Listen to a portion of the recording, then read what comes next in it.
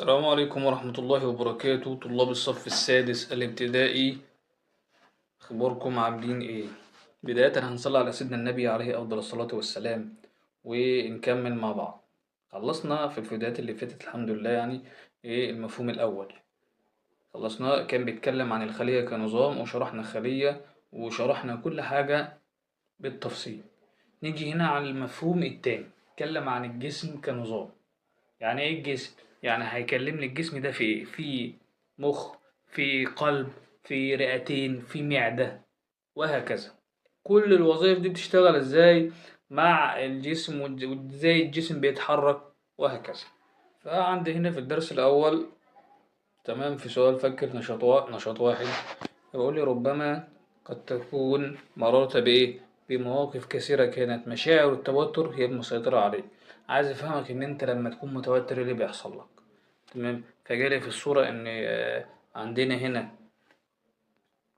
في الصورة هنا أم مودية ابنها للدكتور عشان يكشف عليه وهتديله حقنة، فالعيل متوتر والأم متوترة تمام عشان خاطر ابنها. عندي هنا في التاني إن في كلب مفترس تمام بيهاجم سيدة واحدة يعني. تمام، عندي هنا الطفلة بتاعتها بتعيط فهي مش عارفاها عايزة ايه، فعشان كده أو الطفل متوتر. تمام. تمام، فبيتكلم هنا بيقول لي الجسم كنظام. تمام، قال لي يعمل جسم الكائن الحي كنظام متكامل. يعني ايه كنظام متكامل؟ قال لي حيث يتكون الجسم من عدة أجهزة تعمل معا للقيام بإيه؟ بالوظائف المحددة. أنا عايز أقول لك إن جسم الإنسان بيتكون من العديد من الأجهزة. تمام، يعني زي الجهاز العصبي اللي هو المخ، الجهاز التنفسي الرئتين، الجهاز الهضمي المعدة، الجهاز الدوري القلب. تمام، فكل الأجهزة دي نظام متكامل، يعني مفيش نظام هيتعطل وبقية الأجهزة تشتغل. لا احنا مش في مصنع. تمام، لا ده مصنع قائم بذاته، لو في أي جهاز توقف عن العمل إيه اللي بيحصل له؟ جميع الأجهزة بتقف خالص، لأن كل جهاز معتمد على اللي بعده. ازاي يا مستر؟ انا عندي الجهاز التنفسي. تمام، انا بتنفس اكسجين، لما بتنفس اكسجين الحويصلات الهوائيه الموجوده في الرئتين تمام بتعمل ايه؟ بتمتص الاكسجين وتحوله في صوره ايه؟ في صوره دم. تمام، صوره الدم ده بيوصل لمين؟ بيوصل للقلب، اكسجين داخل للقلب. تمام، طب والمعده؟ المعده بتهضم الطعام وتدي طاقه وعناصر غذائيه لمين؟ للقلب. تمام، يبقى انا عندي في القلب ايه؟ جهاز دوري بيشتغل ايه؟ معاه اكسجين ومعاه طاقه، فبيوزع ايه؟ بيوزع الاكسجين والطاقه للمخ. طب بيوزع مين تاني؟ بيوزع للعضلات، بيوزع لجميع الاجهزه الموجوده فين؟ في جسم الانسان. تمام، طب انا عندي لو الرئتين توقفوا عن العمل ايه اللي بيحصل؟ قال لي خلاص، ما هو مفيش اكسجين، يبقى جميع الجسم مفيش انسان هيموت على طول. طب مفيش معده، مفيش جهاز هضمي، خلاص يا باشا مفيش طاقه، الانسان ميت. مفيش قلب، جهاز دوري، مفيش مخ، وهكذا. تمام، ماشي. فبيقول لي هنا مثال استجابة عند الشعور بالتوتر قبل خوض السباق. يعني عندي شخص قدامي رايح مسابقة سباق، ايه اللي بيحصل؟ قال لي اول حاجة هنا عندي حاجة اسمه جهاز عصبي. جهاز ايه؟ جهاز عصبي. قال لي ايه وظيفة الجهاز العصبي دوت؟ وظيفته ان هو قال لي يستقبل الاشارات العصبية من اعضاء الجسم. تمام، بيستقبل إشارات عصبية من أعضاء الجسم مثل العين، ويقوم بإيه؟ ويقوم المخ بإرسال الاستجابة المناسبة لها. يعني إيه يا مستر؟ يعني أنا عندي الجهاز العصبي هو المسؤول عن استقبال الإشارات العصبية تمام من أعضاء الجسم. يعني عامل زي إيه؟ عامل زي التلفزيون. تمام، التلفزيون أنا لما بحط الفيشة في الكهرباء فالتلفزيون بيستقبل إشارات كهربية. تمام. تمام، يبقى الجهاز العصبي يستقبل إشارات عصبية من أعضاء مثل العين. طب يعني إيه يا مستر؟ يعني أنا عندي العين ديت تمام في السباق بيعمل إيه؟ بشوف بيها، يعني أنا داخل سباق. تمام، فأنا لما أخش السباق قال لا ده في ناس كتير، الناس الكتير ده هتشوفني. طب الناس اللي لما تشوفني ديت، طب أنا لو وقعت هيحصل الناس تضحك عليا، طب زمايلي هيشوفوني. تمام، طب انا مش عارف انا هكسب ولا لا، طب لو خسرت الناس هتقول عليا ايه، وهكذا. دي كل التخيلات وكل الكلام اللي بيحصل في عقل الطفل المتسابق. تمام. طب هو خلاص، هو جري، ايه اللي بيحصل؟ هو بيجري، بدأ يجري، ها، تحرك. تمام. وهو بدأ يجري، ألف الجهاز التنفسي إن إيه؟ ألف الجهاز التنفسي إن يزداد معدل التنفس للحصول على مزيد من الطاقة. إزاي؟ الواحد لما يجي يجري، تمام، وهو بيلعب كورة، بيسابق، أيا كان بيعمل إيه؟ هتلاقي بينهج. النهجان ده تنفس كتير، بيقعد ينهج كتير. تمام. طب ايه؟ طب بعد ما بينهج ايه اللي بيحصل؟ قال لي بيخش للجسم كميه اكسجين زياده، فالحويصلات الهوائيه اللي في الرئتين عماله توزع اكسجين للقلب بسرعه. طب ما هو القلب هياخد الاكسجين دي ازاي؟ فعشان كده القلب ايه؟ بتلاقي القلب بيضخ جامد، حتى لو الانسان وقف بعد ما كان بيجري، وقف مره واحده وحط ايده على قلبه، هيلاقي ان قلبه عماله يدق دق دق دق. تمام. وهكذا، لان عشان يستقبل كميه الاكسجين الكتيره دي ويضخها للجسم وهكذا. تمام. فعشان كده بقول الجهاز الدوري كمان، عشان كده بيقول لي ايه؟ بيقول لي الجهاز الدوري ان هي بتتسارع نبضات القلب، ويزداد معدل تدفق الدم بالاكسجين والعناصر الغذائيه الى اعضاء الجسم. تمام. طب احنا ما قلناش الجهاز العضلي، لازم يكون في جهاز عضلي. ليه جهاز عضلي؟ الجهاز العضلي هو المختص بالعضلات، العضلات اللي في جسمك. تمام. عشان تتحرك، اللي تحصل العضلات على الأكسجين والغذاء وتبدأ في التحرك بسرعة. عشان كده العضلات بتاخد أكسجين وغذاء عشان إيه؟ تتحرك. يعني هو عايز يقول لي إن عندي 4 أجهزة. أول حاجة الجهاز العصبي بيشوفه بعينه، وبعد كده بيرسل رسالة للمخ، إحنا خلاص في حالة إيه؟ إحنا هنجري في سباق، أهل نفسك للإيه؟ للسباق. بعد كده ايه اللي بيحصل؟ بيحصل ان الجهاز العضلي، المخ بيبعت رسالة للجهاز العضلي، وبيقول له ايه؟ بيقول له ايه يا باشا، احنا ايه؟ هنتحرك حالا. فبيبتدي مين؟ وهو بيجري بقى خلاص ادى رسالة للعضلات. تمام. لما ادى رسالة للعضلات الجسم بيتحرك، فلما بيتحرك بيتنفس كتير، فلما بيتنفس كتير ايه؟ القلب بتتسارع نبضات القلب. فبيقول لي هنا ماذا يحدث عندما تشعر بالتوتر؟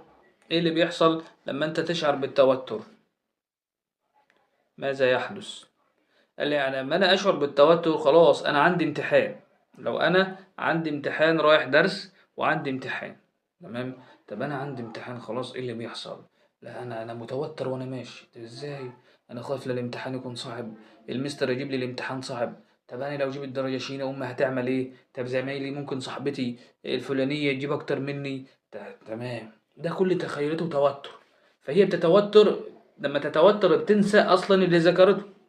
تمام. في خلال ان هي بتتوتر، قال لي ان معدل ضربات القلب بتزداد. طب بعد ما ضربات القلب تزداد، قال لي ان بيحصل في ارتعاش وتعرق، بعرق كتير، ما خلاص خايف. تمام. بعد كده ايه اللي بيحصل؟ قال لي ممكن يحصل ان المعده الانسان تمغصه. في ناس لما بتتوتر المعده بتاعته بتمغصه. عندي هنا نشاط 2 بيقول لي الاستجابه للخطر. تمام. فسؤال فكر عندي هنا بيقول لي ايه؟ بيقول لي انت لو اقترب ثعبان من حيوان اليربوع. تمام. لو حيوان اليربوع ده اقترب منه ثعبان، ايه ماذا سيحدث؟ اليربوع هيدانه واقف مستنيه كده ويسلم عليه، اهلا ازيك حبيبي عامل ايه؟ ولا هيطلع جري؟ لا، هيقفز بعيدا. تمام. يبقى يقفز بعيدا، مش هيستنى. طب قول لي، هل فكرت ماذا يحدث لجسمك عند التعرض لتصادم او سقوط على السلم؟ ايه اللي هيحصل لك لو انت اصطدمت في اي حاجه او وقعت من على السلم؟ فده اللي هنعرفه تحت. تمام. فبيقول لي استجابه الجسم للخطر، انت بتستجيب ازاي او جسمك بيستجيب ازاي للخطر؟ قال لي ان في الاجهزه بتعمل الاجهزه معا كنظام واحد عشان تؤدي وظائف محدده، ومنها الايه؟ ومنها الاستجابه للخطر. تمام. فبقول لي اول حاجه زي ما احنا عارفين طبعا الايه؟ العينان والمخ جزء من الجهاز العصبي. عندي اول حاجه العينين والمخ. اول حاجه عشان تستجيب للخطر، قال لي ان العين بترى شيئا خطيرا. العين بتشوف كائن مفترس، وليكن اي حيوان مفترس. تمام. كلب مثلا. تمام. خلاص انا شفت كلب في الشارع، ايه اللي بيحصل؟ انا رايح سوبر ماركت، او اي طالب رايح سوبر ماركت، فعارف ان في كلب هيقابله في الطريق دوت. ايه اللي هيحصل؟ قال لي العين بتشوف الكائن المفترس دوت، فبتعمل ايه؟ العين بترسل اشاره للمخ، قال له يا مخ انا شايفك قدامي كائن مفترس. تمام، يبعت المخ ايه؟ يرسل المخ اشاره لمين؟ قال لي اشاره للجهاز العضلي لاطلاق طاقه تستهلك عند انقباض العضلات. اقول له اجهز يا جهاز يا عضلي، اجهز، احنا هنجري حالا. تمام تمام. بعد كده بقول لك بعد كده ان في حاجه ثالثه، يستجيب الجسم بالتحرك اما بالهروب واما بمواجهه الخطر. يعني ايه يا مستر؟ يعني انا عندي يا اما هجري من الكائن المفترس دوت، تمام، يا اما هواجهه الكلب ده. في ناس يعني ما بتخافش، في ناس ما بتخافش من الكلاب ويقول لك يا باشا انا هخش بقلب جامد. تمام، مسافه ما الكلب يهبب بتلاقيه طلع جري. هو كده. ففي استجابة مرتين، يا إما بمواجهة الخطر يا إما بالهروب. فبنيجي هنا عند الجهاز العصبي. الجهاز العصبي بقول المخطط التالي يوضح كيفية عمل أجزاء الجسم معا نتيجة إيه؟ الاستجابة حسية عند سقوط شخص من على الدراجة. أنا عند الشخص اللي قدامي دوت اللي بيحصل له، قال لي إن هو خلاص وقع من على الدراجة. إيه اللي بيحصل؟ فبنيجي هنا للجهاز العصبي. قال لي أول حاجة الجهاز العصبي بيشوف الحاجة بعينيه، الشخص بيشوف الحاجة واللي بقى استجابة إيه للخطر، ثم بيرسل رسالة للمخ، يقوم المخ بمعالجة هذه الإشارة. يعني المخ بيترجم هذه الإشارة، يعني أنت شفت إيه؟ تمام، لأن في رسائل كتيرة أوي. يعني العين بتشوف حاجات كتيرة، العين بتشوف الناس البني آدمين، بتشوف الحيوانات، بتشوف النبات، بتشوف الهواء، بتشوف الأشجار، بتشوف حاجات كتيرة أوي. فعشان المخ الحاجات دي بتوصل للمخ بشكل سريع جدا، سريع جدا انت ما تخيلوش. تمام، فبتشوف كوبايات، بتشوف كل حاجه، فايه بتترجم ده كوبايه، ده مش عارف باب، ده شجره، وهكذا. تمام ماشي. بعد كده قال لي الجهاز الدوري، قال لي ان معدل الضربات بتزداد لما الشخص وجع، يعني الشخص اللي قدامي دوت وجع، ان معدل ضربات القلب زادت لان في خطر. اكيد الشخص ده اتعور، فالقلب ضربات ضجه ايه بيدق زياده عشان الشخص ده خايف، لما وجع خاف. الجهاز العضلي قال لي تستجيب العضلات وتستهلك طاقه في عمليه الانقباض لتجنب الاصابه. تمام، خلاص انا وجعت، تمام، فبقوم او هقع، فايه تيجي العضلات في ثانيه تروح ايه ظبطاني برجلي، وهكذا. الجهاز العضلي ان العضلات بتستجيب للموضوع ده. طب عندي هنا بيقول لي ملحوظة، والملحوظة دي مهمة جدا. أنا عندي فيه اتنين بيستجيبوا. يعني إيه؟ يعني أنا عندي إن الجهاز الدوري اللي هو القلب والجهاز التنفسي الرئتي، تمام، يتعاونون معا ليعلل. السؤال ده ممكن أقول عليه إن هو علل. هقول إيه؟ أجي أقول الإجابة من هنا كده. هقول إيه ليه معا؟ هقول لتوفير الأكسجين اللازم للعضلات. إن القلب الرئتين بتتنفس أكسجين، وبتدي الأكسجين للقلب، فالقلب ضخ الدم، تمام، يسمح للجسم بإيه؟ بالتحرك بسرعة عند إيه؟ التعرض للخطر. نيجي هنا عند نشاط 3، بيقول لي ما الذي تعرفه عن الجسم كنظام؟ الحاجات ديت يعني حاجات سهلة ناتجة عن الحاجات اللي فاتت. فبيتكلم بيقول لي سؤال فكر. عند ممارسة التمارين الرياضية يقوم الجهاز العضلي منفردا بتحريك الجسم. يعني الجهاز العضلي هو اللي بيحرك الجسم فقط ولا لأ؟ لو جينا بصينا للسؤال دوت، في ناس هتقول اه يا مستر ان هو بيحرك الجهاز العضلي هو اللي بيحرك بس. فاقول لك لا، احنا قلنا ان الاجهزه في الجسم اجهزه متكامله. تمام، عشان الجهاز العضلي يحرك الجسم في جهاز عصبي، تمام، اداله اشاره قال له حرك الدنيا، شغل الدنيا. تمام، المخ ده هو المايسترو، تمام، هو عامل زي النواه في الخليه، هو اللي مسؤول وبيتحكم في جميع الاجهزه. تمام، طب ما هو العضلات ديت محتاجة أكسجين، محتاجة طاقة، فخدت طاقة من المعدة، المعدة هضمت الطعام فوصلت للقلب، فالقلب وصل أكسجين وطاقة للعضلات دوت. فما منساش، مش ننسى جمال الأجهزة التانية. تمام، فده بمفرده غلط. يجي هنا يوفر الجهاز العصبي العناصر الغذائية للخلايا. الجهاز العصبي هو اللي بيوفر العناصر الغذائية للخلايا العصبية. لا طبعا. احنا قلنا ايه؟ احنا قلنا ان اللي بيوفر العناصر الغذائية هي ايه؟ الجهاز الهضمي، انما الجهاز العصبي هو المسؤول عن استقبال الاشارات العصبية. نيجي هنا على أجهزة الجسم. عايز أقول لي هنا يحتوي جسم الإنسان على العديد من الأجهزة تعمل معا بشكل متكامل، خدناها قبل كده. تمام. قال لي يعتمد كل جهاز أو على الآخر في أداء وظيفته. تمام. كل واحد كنت بيعتمد على اللي قبليه. فقال لي إن الجهاز الهضمي يقوم بهضم الطعام وتوفير إيه؟ وتوفير العناصر الغذائية، مهم جدا، وظائف مهمة جدا. طب الجهاز التنفسي قال يقوم بنقل بعملية التنفس وتوفير الأكسجين. يبقى الهضم بتوفير عناصر غذائية وبيهضم الطعام. طب التنفسي بعملية التنفس وإيه وتوفير الأكسجين. تمام. قال لي الجهاز الدوري قال لي يقوم بنقل العناصر الغذائية والأكسجين للخلايا العصبية. تمام. يبقى هو إيه؟ هو اللي بينقل. تمام. فعندي هنا إيه بقى؟ عندي الجهاز العصبي قال لي يتحكم في ايه؟ الجهاز العصبي اللي هو المخ يتحكم في أجهزة وأعضاء الجسم المختلفة مثل حركة الأعضاء والمعدة والقلب. نيجي هنا المثال دوت زي المثال اللي فات اللي احنا قلنا عليه. قال لي تفاعل أجهزة الجسم عند حركة ذراع. تمام. فبيقول لي ايه هنا؟ بيقول أول حاجة إن حركة الذراع عشان ترفع بس الكوب اللي قدامي الطفلة الصغيرة ديت، عشان ترفع الكوب وتشرب، إيه اللي بيحصل؟ قال لي إن في عينين أولا بتشوف مكان الكوب فين على الطاولة، بتحدد مكان الكوب فين. تمام. تمام. تاني حاجة قال لي المخ بيرسل رسالة عشان ينسق الحركة، يعني يقول لها المكان فين، روحي خدي ايه، ينسق حركة العضلات وحركة الإيد، عشان يقول لها الكوب على بعد كذا مسافة روحي خديه. تمام.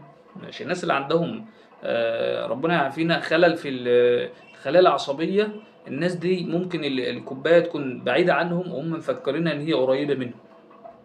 تمام. الناس عندها بعد نظر او قصر نظر الكلام دوت. تمام. تمام. تاني حاجة بعد كده خلاص المخ عمل ايه؟ قال لي نسق وبعت للعضلات التعليمات. بعد ما نسق قال لي يقوم القلب بضخ المزيد من الدم لتغذية العضلات اللازمة. العضلات مش فيها طبعا، مش فيها، عايزة طاقة، عايزة عناصر غذائية وعايزة أكسجين. فتطلب من مين؟ تطلب من المخ، أنا عايزة أكسجين. فالمخ يبعت رسالة للمعدة في أكل ولا مفيش، في طاقة ولا مفيش، ويبعت رسالة للجهاز التنفسي في أكسجين ولا مفيش، وهكذا. فالاكسجين والعناصر الغذائيه بتتجمع فين؟ بتتقابل عند القلب. فالقلب بيعمل ايه؟ بيضخ بقى الدم اللازم ويبعت للعضلات. تمام. فقال لي تنقبض العضلات بعد ذلك ويضيف الذراع نحو كوب الماء عشان تشرب. تمام. وبكده نكون خلصنا الدرس الاولاني. يا رب دايما تكونوا فاهمين، ويا رب دايما تكونوا ناجحين. تمام. ونختم اللهم علمنا بما ينفعنا ونفعنا بما علمتنا وارزقنا الهداية في الدنيا والآخرة. والسلام عليكم ورحمة الله وبركاته.